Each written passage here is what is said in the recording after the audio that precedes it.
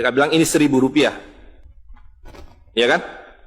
Tapi makin lama di dalam isi riba, Rp1.000 yang dulu bisa dipakai untuk membeli 50 kg emas pada tahun 46, ketika pertama kali diberikan rupiah, hari ini diberikan tukang parkir pun tidak mau. Maka mereka ganti gambarnya dengan Soekarno-Hatta, nolnya ditambah 2, menjadi 100.000. Yang 99.000 dari mana? Ya kan?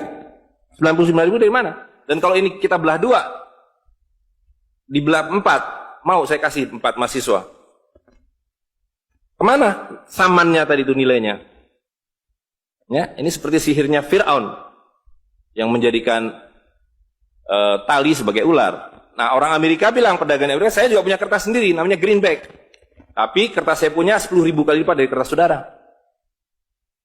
Jadi kalau Bapak Ibu sekalian, adik-adik pergi ke Washington sana, ke New York, bawa uang 100.000. Belum tentu mahasiswa punya uang 100.000 kan? Harus bekerja 2 hari untuk mendapatkan uang 100.000. Pergi ke Washington, saya mau beli Coca-Cola 1 botol. Apa mereka bilang? Apa mereka bilang? Ini kertas funny, this is funny paper, gak laku. Tapi siapapun datang ke Ternate dengan $100, you punya cengkeh, berikan pada saya. Saya mau beli, you punya Coca-Cola, tapi saya minta 1 truk. Apa yang kita lakukan? Kita berikan Coca-Cola 1 truk, karena mereka bilang, mereka bisa yakinkan kita, selembar kertas mereka 10.000 kali lipat dari lembar kertas kita. Dan mereka bilang, kita punya kertas tidak laku, mereka punya kertas laku di seluruh dunia. Betul nggak? Dengan cara itulah seluruh cengkeh Ternate habis. Pala Ternate habis. Seluruh kekayaan Ternate habis, hanya diganti dengan byte komputer. Dengan cara itulah kemiskinan dan pemiskinan dilakukan oleh para bankir. Jadi banking is crime. And bankers are the criminal. Dengan sihir ini. Ya. Nah, dan ini baru satu fase. Saya minta satu tahap lagi untuk menjelaskan dengan uang kertas yang sudah merupakan kezoliman ini, ya, itu menjadi berlipat ganda zolimnya melalui banking system, di mana ini digelembungkan. Kalau tidak ada bank, kalau saya punya uang 100.000 dipinjam oleh Ustadz Nur, maka uang saya habis. Saya akan memiliki kembali kalau dikembalikan. Tapi dengan banking system, kalau uang ini saya hutangkan, dia beranak pinak. 20 kali lipat. Uang 100 miliar, kalau ditaruh di bank, maka bank detik itu mencatatkan dalam bukunya punya uang 100 miliar. Betul nggak? Dan itu dilegalisir oleh pemerintah. Bahwa you boleh mengakui itu sebagai milikmu. Dan bagi bank, uang titipan ini liability. Maka dia harus sewakan. Dia harus pinjamkan. Dengan bunga kepada orang yang mau beli rumah tidak bisa beli rumah, mau beli mobil tidak bisa beli mobil. Jangan khawatir, saya beri kredit, tapi harus tahan 10% untuk cadangan, ya kan? Dan semua orang dibikin miskin. Misi pokok bank adalah membuat semua orang miskin supaya tidak mampu membeli apapun kecuali berhutang melalui bank. Maka ketika 100 miliar ini diterima bank, maka dia bisa mengutar itu 20 kali. Dengan bunga katakanlah 10%. Maka dia akan mendapatkan dari bunganya saja 180 miliar. Jadi kalau bank bilang saya ngasih bunga hanya 10%, dia akan dapatkan 200%. Dan dari pokoknya yang dia putar itu, maka dia akan dapatkan 20 kali 90 miliar. Coba lihat. Maka terciptalah uang 1,9 triliun, hampir 2.000 triliun. Padahal uangnya berapa tadi? 200 miliar. Yang 1,8 triliun dari mana? Angin, sihir, tidak ada. Itu sebabnya setiap bank dijaga oleh satpam, supaya mengesankan bahwa di bank ada uang. Tidak ada uang di bank. Itu kenapa setiap pegawai bank pakai jas, pakai dasi, supaya orang yakin bahwa uangnya dijaga dengan baik, karena di situ tidak ada uang. Dan itu sepenuhnya pengelabuan. Jadi bank itu adalah arisan berantai. Kalau kita datang mengambil uang, tapi orang bisa bilang, tapi kalau saya ngambil uang di bank kok ada? Uang siapa yang diberikan? Uang Anda sudah nggak ada. Jadi orang percaya bahwa bank adalah tempat yang paling aman menyimpan uang. Bank adalah tempat paling tidak aman menyimpan uang. Belum Anda keluar dari pintu bank, uang Anda sudah nggak ada. Pembuktiannya gampang. Datang pada hari yang sama, minta saya mau ambil uang saya hari ini. Potong telinga saya kalau Anda dapat uang, kecuali 10% dari nasabah. Bisa dipahami? Ya? Uangnya tidak ada. Itu. Nah, tapi yang perlu dipahami adalah akibatnya. Kalau kita tadi punya uang 100.000, di sini ada satu handphone, maka berapa harga handphone ini?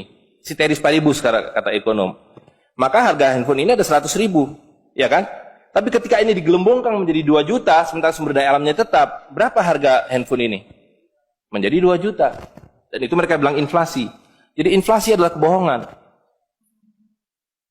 Lihat ya, dulu ketika Republik Indonesia didirikan, uang yang pertama dicetak adalah 1 sen, paling besar 100 rupiah, 600 rupiah. Uang 1000 pernah didesain tapi tidak dicetak karena terlalu besar. Karena dengan 1000 Anda sudah dapat beli emas setengah kilo. Pada waktu itu 1 gram emas hanya 2 rupiah. Dan mereka berjanji, jangan khawatir, setiap rupiah saya jamin dengan 1,5 gram emas.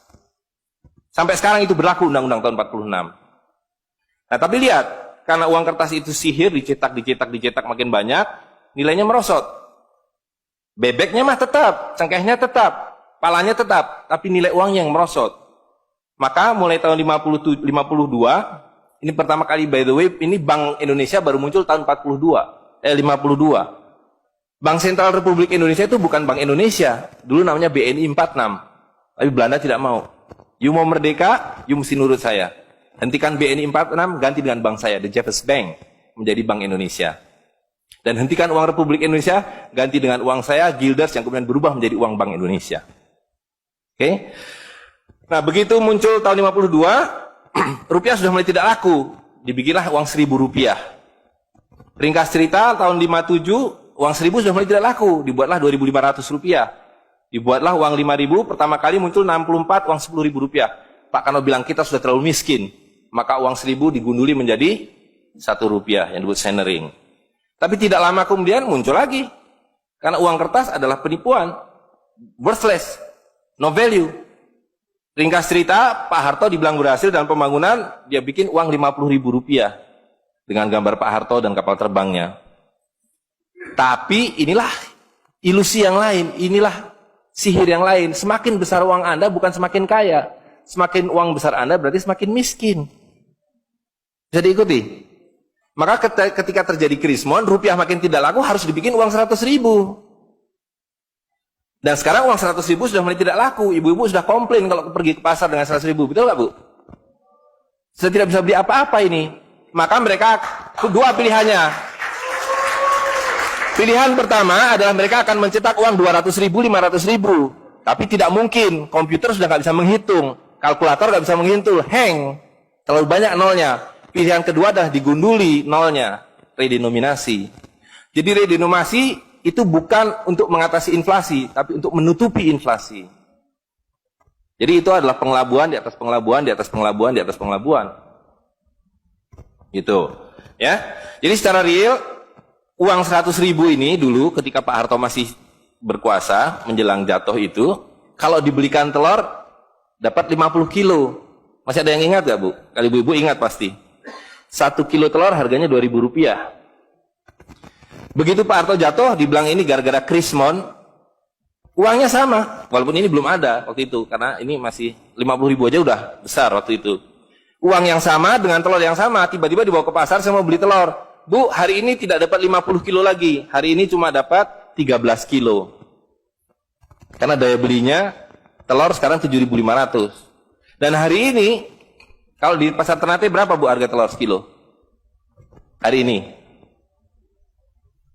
Di Jakarta 20.000. Dan telurnya sama. 1 kilo itu isinya 16 butir, 17 butir, 18 butir. Uangnya sama. Tapi hari ini kalau dibelikan telur hanya dapat 5 kilo. Kemana yang 45 kilo?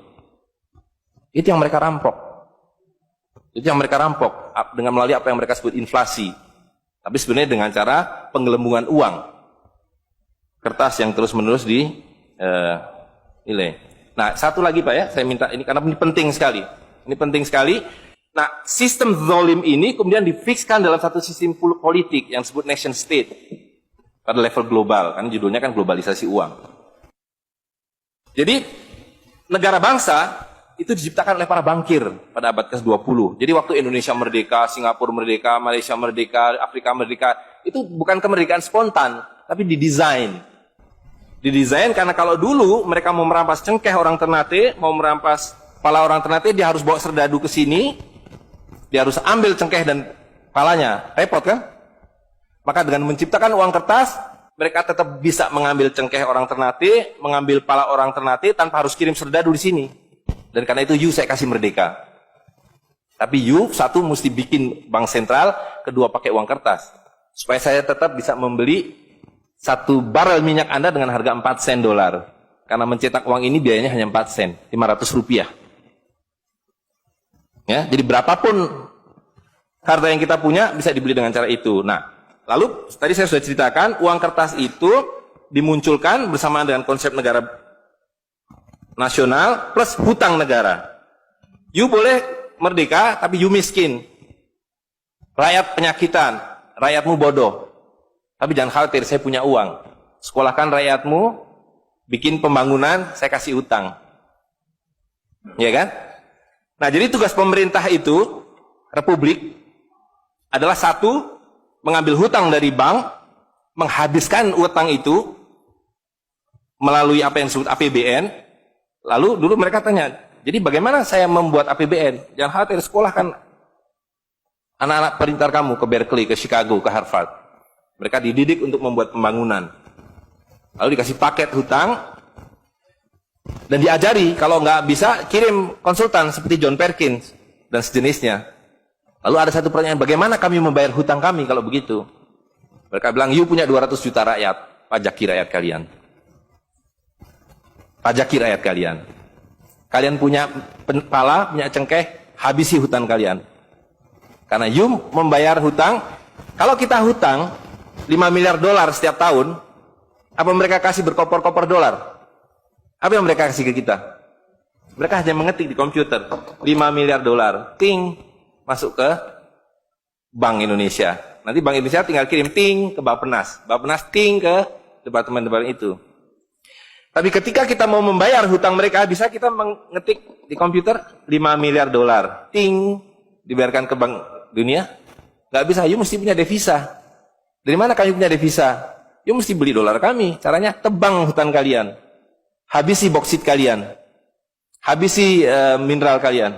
Betul nggak? Nah, jadi itulah yang terjadi di dalam sistem Fir'aun sekarang ini. Bahwa pemerintah itu didesain hanya untuk mengambil hutang dari bank, menghabiskan melalui APBN dan proyek, kemudian memajaki rakyat. Karena itu pajak semakin hari semakin tinggi, semakin banyak, semakin tinggi, semakin banyak. Gitu. Nah, jadi kalau digambarkan seperti ini, ya kan? Wilayah domestik nasional itu adalah demokrasi. Supaya kalau 5 tahun harus ganti. Kalau ada presiden, ada perdana menteri yang tidak nurut pada para bankir, out.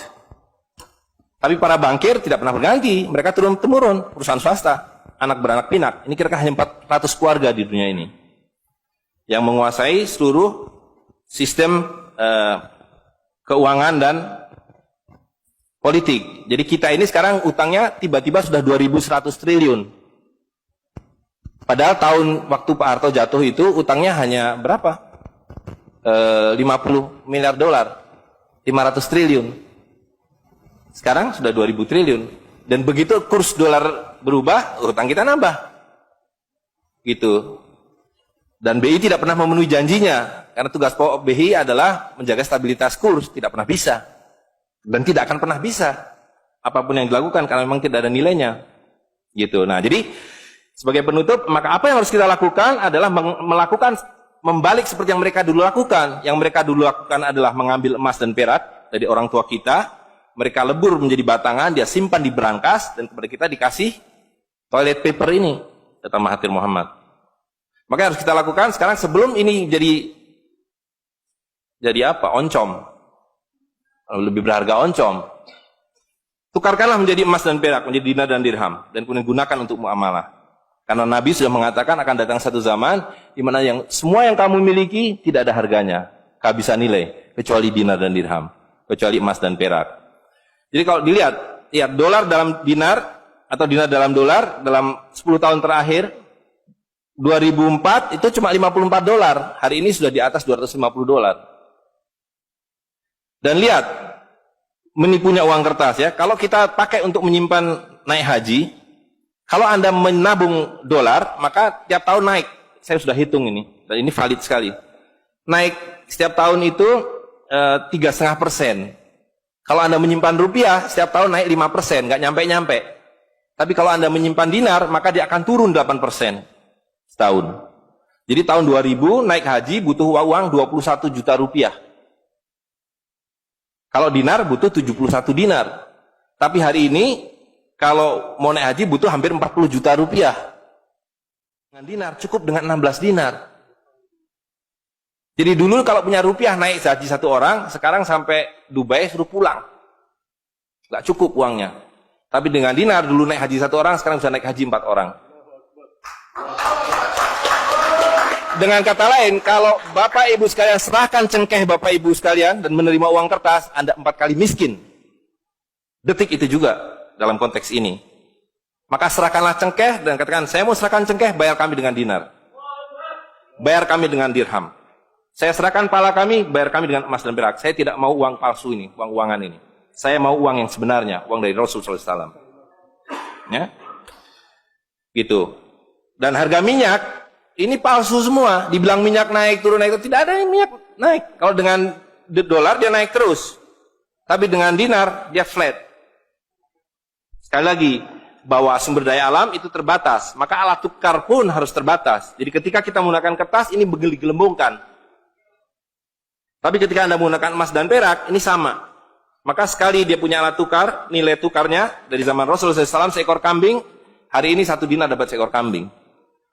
Zaman Nabi dapat seekor ayam 1 dirham, hari ini dapat seekor ayam. Tidak ada yang berubah. Sekali lagi pemiskinan itu adalah dibikin oleh sistem. Dan tadi sudah disampaikan bahwa dari tahun ke tahun, di dalam slide yang sebelumnya dalam penjelasan itu, bahwa dinar dan dirham itu selalu dicetak oleh para sultan.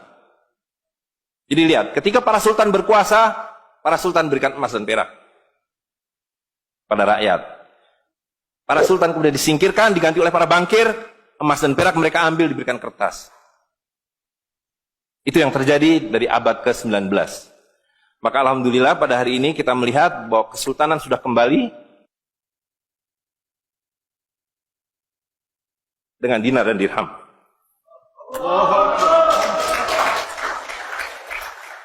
Dan ini adalah awal berakhirnya sistem riba. Ini adalah awal dari janji Allah SWT, yamhaqu riba wa yurbi sodakotan. Aku suburkan sedekah dan aku hancurkan riba. Kehancuran riba ditandai dengan seperti apa yang dikatakan Nabi, kehancuran mata uang kertas. Suka atau tidak suka, terima atau tidak terima, ini adalah awal kehancuran. Dan karena itu yang harus kita lakukan adalah supaya kita tidak ikut hancur di dalamnya, kita song-song kembalinya dinar dan dirham. Dan itu berarti kembalinya sultania. Dan Ternate adalah awal dari kembalinya dinar dan dirham dan sultania bersama dengan Kesultanan Cirebon, bersama dengan Kesultanan di Sulu. Jadi sekarang sudah ada 3 sultan yang mencetak kembali dinar dan dirham. Dan ini akan mengawali kembalinya dinar dan dirham di seluruh dunia. Jadi kalau pada abad 15, abad 16, abad 17 bangsa Ternate sudah sampai ke Madagaskar, sudah sampai ke negeri atas angin di Spanyol, maka pada abad 21 kembali Ternate sampai Spanyol. Ternate sudah kembali sampai Afrika Selatan, sudah sampai Eropa melalui dinar dan dirham yang berlaku di seluruh dunia. Orang Amerika tidak bisa mengatakan emas saya 5 kali lipat dari emas saudara, tidak bisa. Emas kami dari Ternate sama harganya dengan emas kalian. You 1 dinar, kami 1 dinar. You 1 dirham, kami 1 dirham. Itulah keadilan. Ya. Jadi karena itu Bapak Ibu sekalian, yang terakhir sekali saya ingin sampaikan, dinar dan dirham yang kita bicarakan ini tidak ada artinya kalau berhenti hanya di dalam ruangan ini. Dinar dan dirham harus segera berkemerincing di kota Ternate. Dan Anda semua yang harus memulainya. Tadi 2 orang sudah menyatakan diri sebagai relawan Jawara, jaringan wirausahawan dan pengguna dinar dirham Nusantara. Maka dalam waktu sebentar, insya Allah di Ternate, dari 2 orang ini akan menjadi 2.000 orang yang menggunakan dinar dan dirham. Ya, dari 2.000 akan menjadi 200.000. Seluruh penduduk Ternate menggunakan dinar dan dirham. Dan Kanjeng Sultan dari beberapa waktu yang lalu sudah mulai membagikan zakat dalam dirham. Jadi di Ternate itu sekurangnya sudah ada 1.000 orang memiliki koin dirham yang dibagikan oleh Sultan. Dan itu adalah awal. Ini baru awal, dari kembalinya Islam dan berakhirnya kezaliman. Jadi sekali lagi Bapak Ibu sekalian, marilah segera ya ular-ular Fir'aun itu kita akhiri dengan cara yang sangat mudah, yaitu kita mentaati perintah Allah SWT. Allah SWT mengatakan, wa halalul bai' wa harramar riba. Aku halalkan berdagang dan aku haramkan riba. Dan uang kertas adalah riba par excellence. Di dalam uang kertas ini ada 2 riba sekaligus. Ya, jadi saya kira itu saja. Saya mohon maaf mengambil waktu agak terlalu banyak, tapi ini penting karena supaya clear semuanya. Ya, karena ini baru pertama kali dibicarakan di Ternate. Demikian, assalamualaikum warahmatullahi wabarakatuh.